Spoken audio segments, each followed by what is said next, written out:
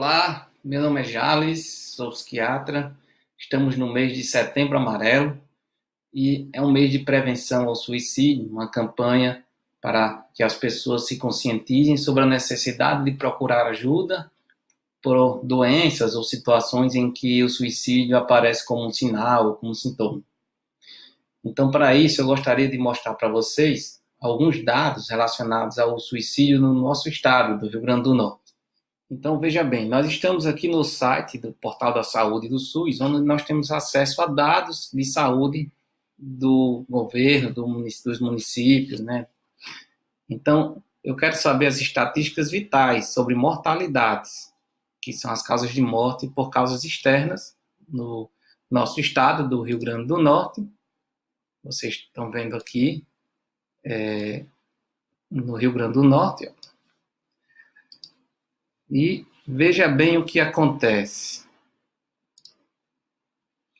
O total de mortes por causas externas, né, chegou a 197 no ano de 2018. Ou seja, são mortes por lesões autoprovocadas voluntariamente, que é o nome do código da doença que a gente chama de suicídio, da situação do suicídio, né? Dessas 197 mortes, a maioria vai acontecer, provavelmente, né, em quantidade absoluta, né, no município de Natal, de 40, Mossoró, 21, e aqui em Caicó, 8 mortes, por serem regiões de maior, proporcionalmente com uma população maior. Agora, vamos olhar para esses dados com relação a micro-regiões, porque assim a gente entende mais. Desse total, na microrregião de Mossoró, dos 197 casos, 22 pessoas. Na região de Pau dos Ferros, 11. Vale do Açu, 12. Seridó Oriental e Ocidental, que é Caicó e Currais Novos, um total de 28 pessoas. E na região de Natal e na Grande Natal, dá 52, com mais 10, 62, 75 pessoas por regiões. Então, a maior parte dos casos, né, em números absolutos, se concentra na região de Natal, na Grande Natal, Macaíba, Parnamirim, Litoral Sul. Depois, 28 na região de Caicó. Depois, 11 em Pau dos Ferros, 12 no Vale do Açu. E na região de Mossoró, 22. Vamos comparar aqui essas causas de morte por situações que são também de violência ou de acidentes. Por exemplo, acidentes de transporte, quantidade de óbitos foram 544 mortes. O total, nós tivemos 3.149 mortes por causas externas. Acidentes de transporte, 544. Outras causas não identificadas, 322. Muitas vezes os dados são registrados sem muitas vezes os dados são registrados sem uma informação específica, né? Aquele número de 197 por suicídio, de agressões 1.824 pessoas, e também eventos cuja intervenção é indeterminada 223. Complicações de assistências médicas ou cirúrgica, complicações de assistência médica e cirúrgica, 39 casos. O que seria então aqui, ó, 197 causas de mortes por suicídio, comparada com 3.200 mortes, praticamente,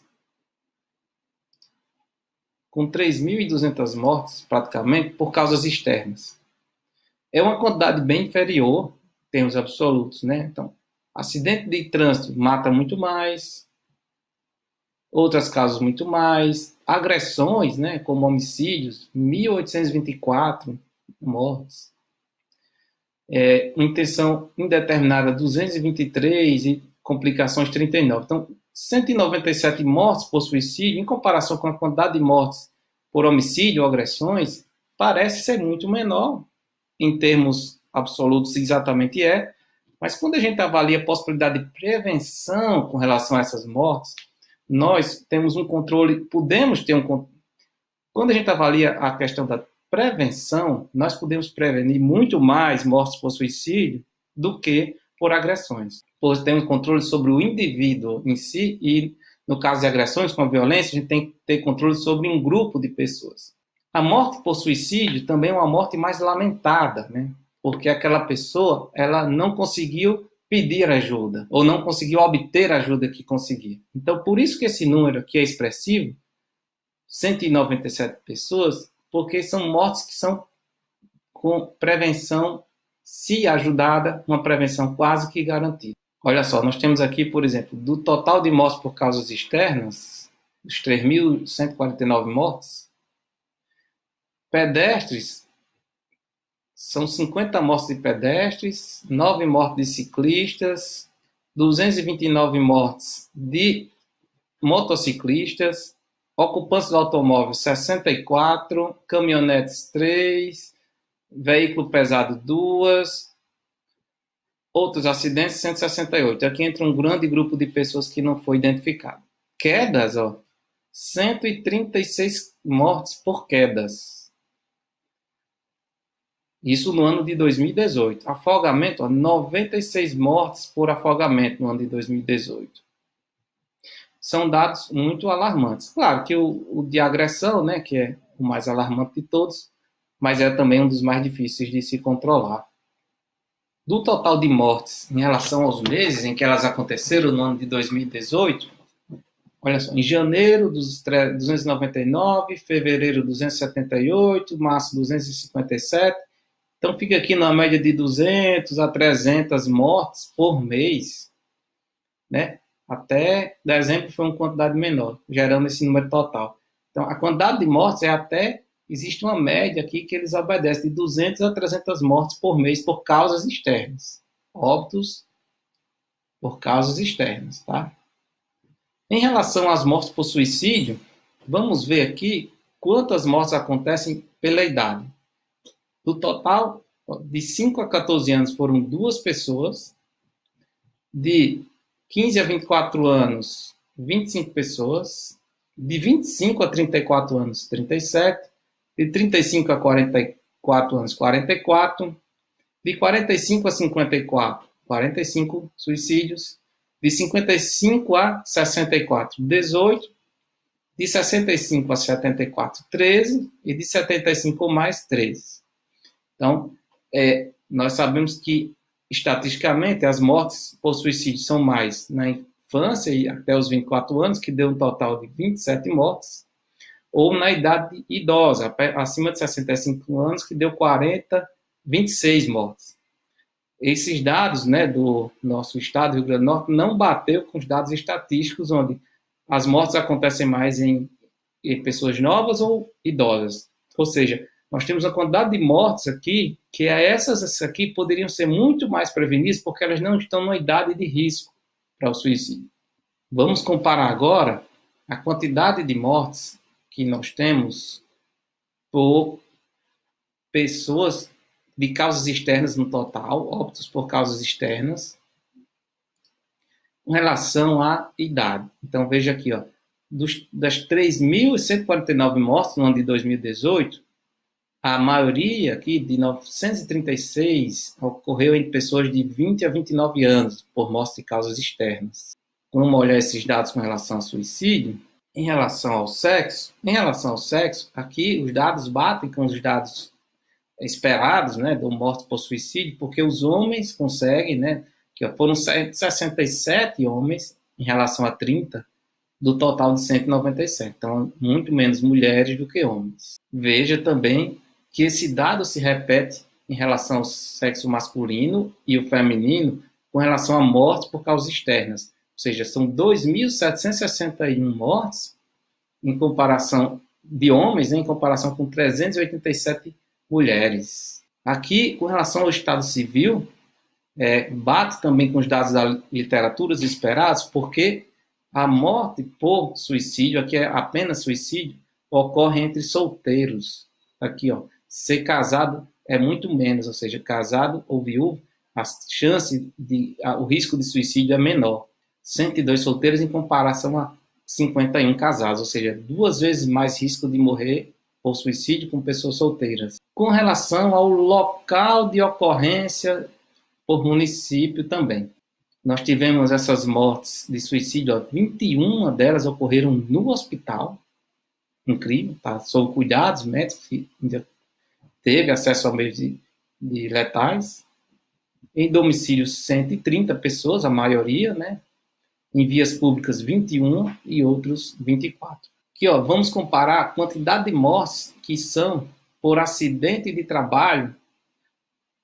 Ó, das causas externas, 14 apenas foi classificada como um acidente de trabalho. 237 não foram acidentes de trabalho. Olha a quantidade de dados ignorados. 2.898 pessoas que morreram por causas externas não foram classificadas se isso foi um acidente de trabalho ou não. Voltando à questão do sexo e do estado civil, voltando à questão do estado civil, okay, por causas externas e estado civil no Rio Grande do Norte, realmente os solteiros ainda são a maior parte, 2.017 pessoas, em comparação com os casados, que são 507, e viúvos. Essa de causas mortes por causas externas. Então, pessoal, aqui, né, é um site do Ministério da Saúde e nós podemos olhar essas informações e fazer as análises, interpretações sobre mortes causadas por suicídio. Nós vemos que é um número elevado, porque são mortes prevenidas. É um número elevado porque são mortes que a gente consegue prevenir. E aí, na sequência, eu quero que vocês assistam um outro vídeo falando sobre tratamento de depressão, que é um dos principais modos de a gente prevenir o suicídio. A depressão é uma doença antiga que afeta o organismo, e vocês vão entender como foi que se desenvolveu o tratamento dessa doença com base em medicações, além dos tratamentos psicológicos. O primeiro medicamento a ser desenvolvido para o tratamento dessa doença foi um remédio chamado iproniazida. Era um remédio que era usado para o tratamento de tuberculose, e que as pessoas descobriram que ela poderia ser usada também para o tratamento de depressão, porque as pessoas ficaram com um humor melhor.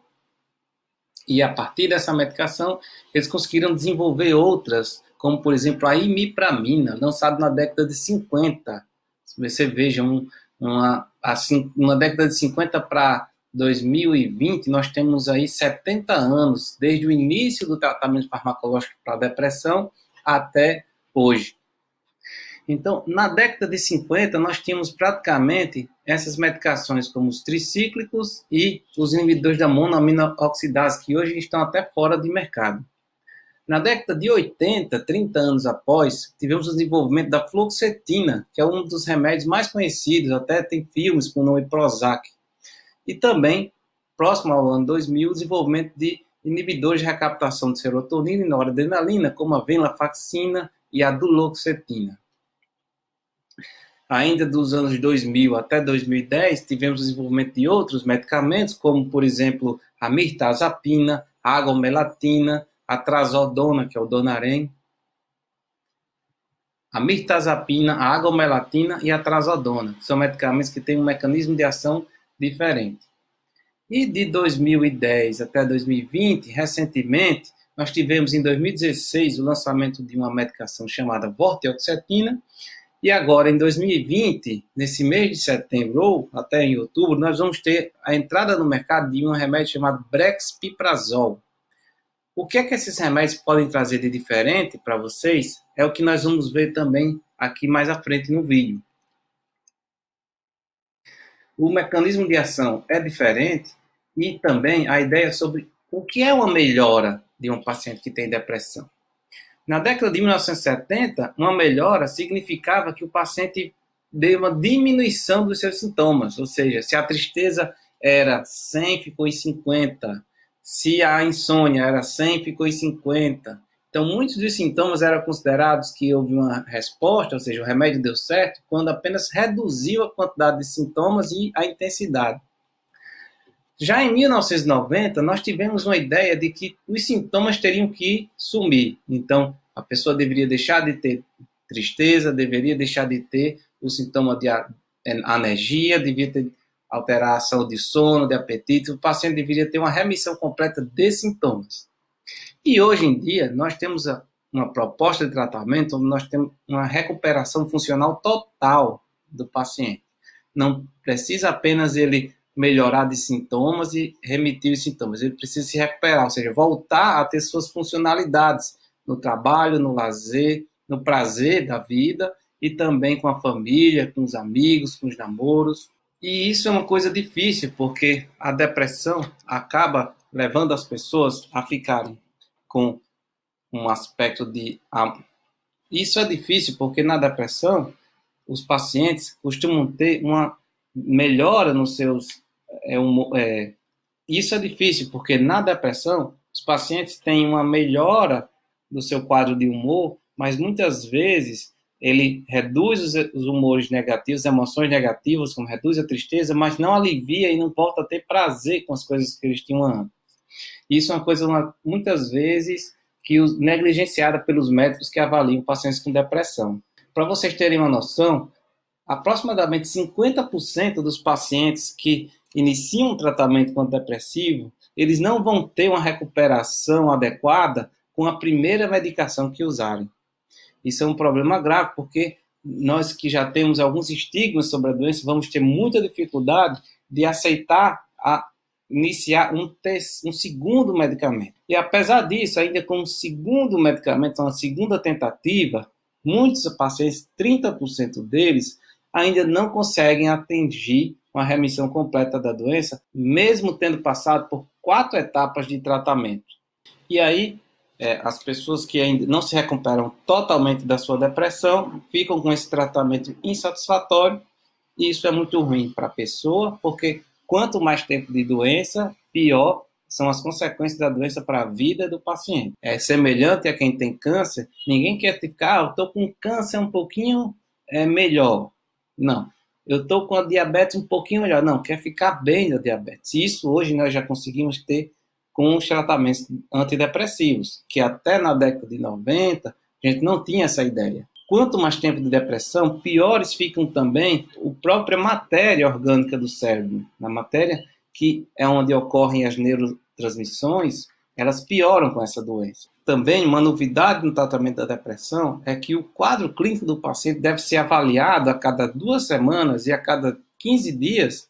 Já é possível fazer modificações no tratamento. Muitos pacientes, por exemplo, que iniciam um tratamento hoje, daqui a 15 dias, não vão terem tido nenhuma melhora com a medicação. E depois dessas 2 semanas já é possível trocar de remédio. Ou mesmo se ele não teve uma melhora substancial, antes de trocar, nós já podemos elevar a dose da medicação. Além disso, nós temos outras condições muito comuns, por exemplo, nos pacientes que têm depressão, que é a presença de sintomas de ansiedade, que são de sintomas, às vezes, muito difíceis de serem tratados. E o impacto no funcionamento da pessoa, ou seja, nós temos problemas cognitivos, com memória, tomada de decisões, com inteligência, com raciocínio e com também a atenção. Outros problemas são a falta de energia, problemas com sono, problemas alimentares e problemas na habilidade motora. Esses são alguns dos sintomas que podem ficar de maneira residual no tratamento da depressão e que a gente tem que estar de olho para tratar também. Não adianta só o paciente se sentir um pouco melhor ou se sentir melhor do humor. Tem que tratar também e cuidar desses outros sintomas. Como diria Hipócrates, né?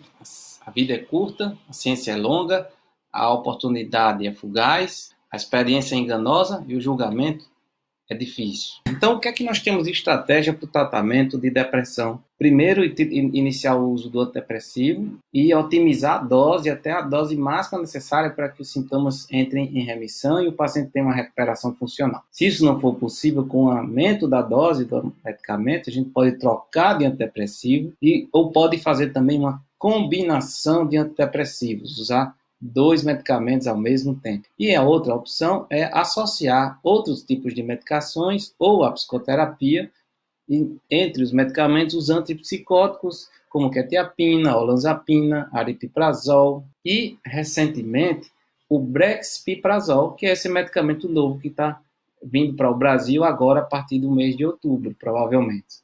Então é isso que eu queria trazer para vocês de novidade, é a presença de um novo conceito no tratamento de depressão, que é de recuperação funcional do indivíduo. Isso é um motivador a mais para que o paciente tenha uma boa adesão ao tratamento. O paciente deve se engajar no seu tratamento, aceitar as recomendações do psiquiatra e do psicólogo que estiver lhe atendendo, porque a recuperação funcional ela tem que ser atingida e para isso nós vamos precisar de lançar mão de técnicas que sejam comprovadas cientificamente.